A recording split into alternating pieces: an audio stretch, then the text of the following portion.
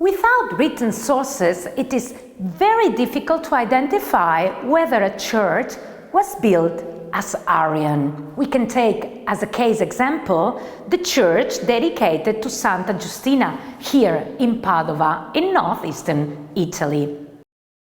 The first written mention of this saint comes from a dedicatory inscription, Giustina, which mentions a basilica and or oratorium, church and oratory, built by a certain Opilio, who we know held high administrative office at the court of the Ostrogothic king Theodoric.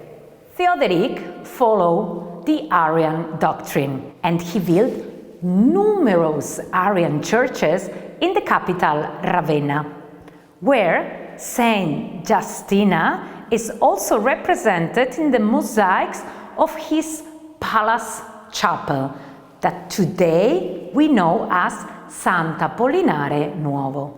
It is therefore possible that Opilio, as one of Theodoric's main administrators, built an Arian church in Padova.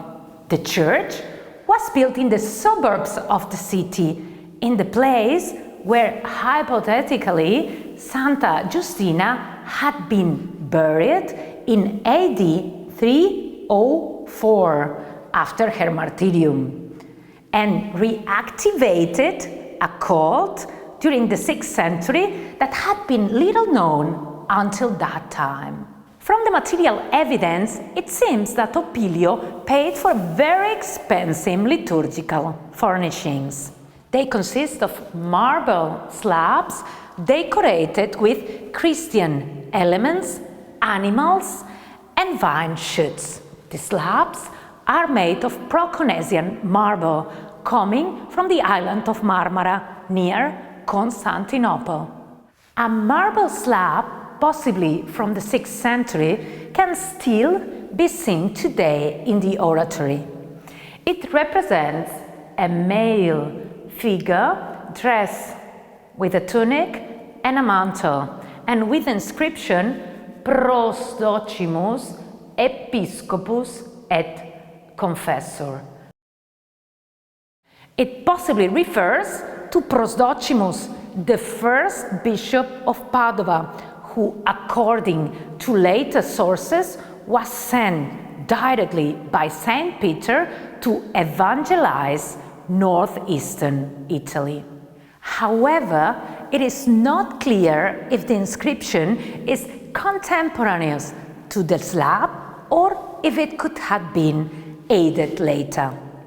And in this case, who is the mysterious man represented on this slab? Could it be Opilius, the high-rank member of the administration of King Theodoric, who built this church in Padova?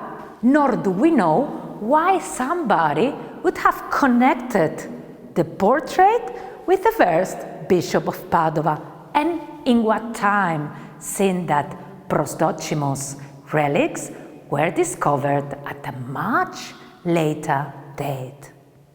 During the second half of the 6th century, when the Goths had been defeated by the imperial troops and Ravenna was again part of the Roman Empire, the church had become an important center of pilgrimage, and visitors could admire decorations depicting the life of Saint Martin, as is recorded by the poet Venantius Fortunatus at the end of that century. The cult of Saint Justina flourished during the period in the territory of Padova. Some kilometers south from the city, in the early medieval fortification of Monselice, a parish church dedicated to Justina is mentioned in a 10th century document. However, we think that it could also have been built at an earlier date, if the fortification was already occupied by the troops of Theodoric in the 6th century, a possibility supported by the strategic position of the area at that time and the interest of the king in this territory.